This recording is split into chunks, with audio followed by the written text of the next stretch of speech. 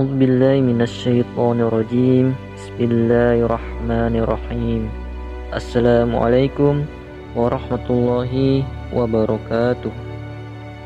Alhamdulillahirabbil alamin wassalatu wassalamu ala asrofil anbiya'i wal mursalin sayyidina wa maulana Muhammadin wa ala alihi wa sahbihi ajma'in, amma ba'du.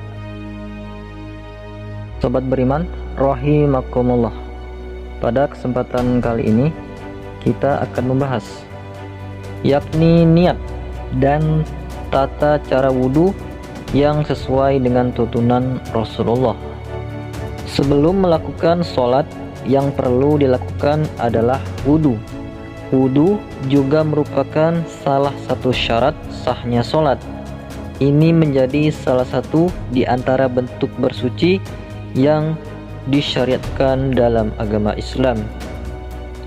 Allah Subhanahu wa ta'ala berfirman, "Hai orang-orang yang beriman, apabila kamu hendak mengerjakan sholat, maka basuhlah mukamu dan tanganmu sampai dengan siku, dan sapulah kepalamu dan basuh kakimu sampai dengan kedua mata kaki.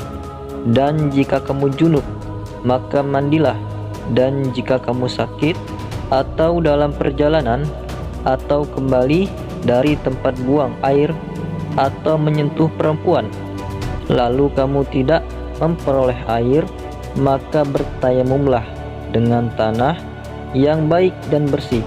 Sapulah mukamu dan tanganmu dengan tanah itu. Allah tidak hendak menyulitkan kamu, tetapi Dia hendak membersihkan kamu dan menyempurnakan nikmatnya bagimu supaya kamu bersyukur. Al-Quran Surat Al-Maidah ayat 6.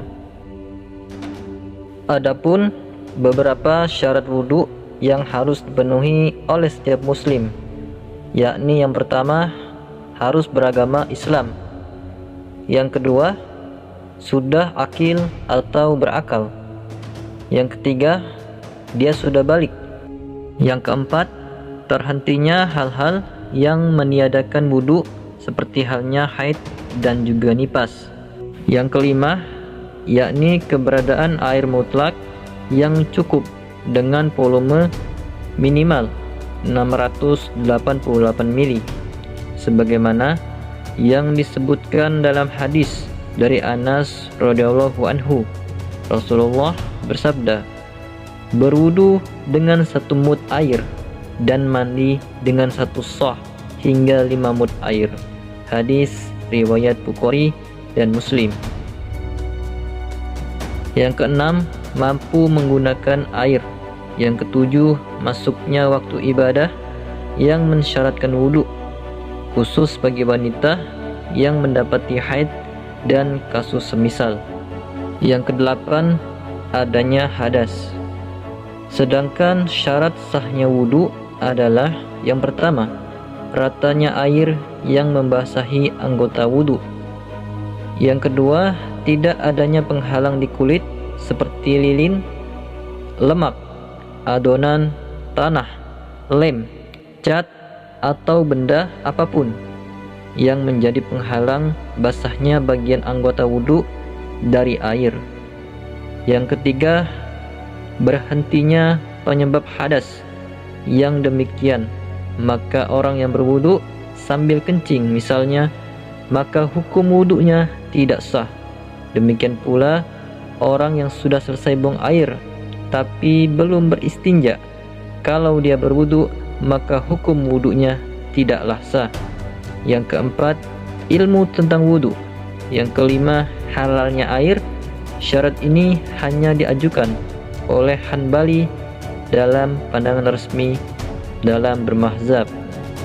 Dari kitab Al-Lu'lu' wal Marjan karangan Muhammad Fuad Abdul Baqi. Yang pertama, yakni niat wudhu. Nawaitu du'a Rabbil hadasil asghari fardalillahi ta'ala.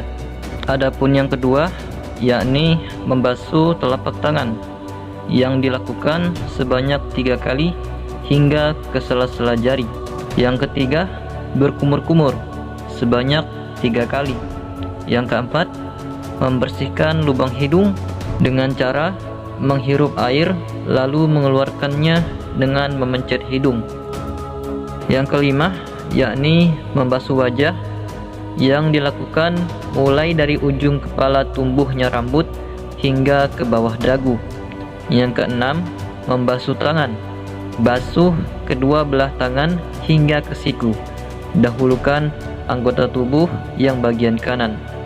Yang ketujuh, mengusap kepala.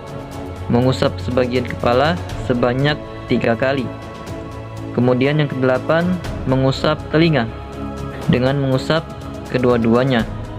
Yang kesembilan, membasuh kaki. Membasuh kedua kaki hingga di atas mata kaki, dan dilakukan sebanyak 3 kali, dimulai dari kanan terlebih dahulu sesuai dengan sunnah Rasulullah. Kemudian yang ke-10, adapun doa setelah wudu. Asyhadu an la ilaha illallah wahdahu la syarikalah wa asyhadu anna Muhammadan abduhu wa rasuluh. Allahumma ja'alni minat tawwabina wa ja'alni minal mutatahhirina. Yang artinya, aku bersaksi bahwa tidak ada Tuhan selain Allah yang Maha Esa, tidak ada sekutu baginya, dan aku bersaksi bahwa Nabi Muhammad adalah hamba dan utusan Allah. Ya Allah, jadikanlah aku termasuk dalam golongan orang-orang yang bertobat, dan jadikanlah aku termasuk dalam golongan orang-orang yang bersuci. Sobat beriman, demikianlah pembahasan singkat mengenai niat dan tata cara wudhu yang sesuai dengan tuntunan Rasulullah. Semoga penjelasan kali ini bisa kita ambil manfaat dan kita amalkan dalam ibadah kita sehari-hari. Wallahu a'lam bishawab. Wassalamualaikum warahmatullahi wabarakatuh.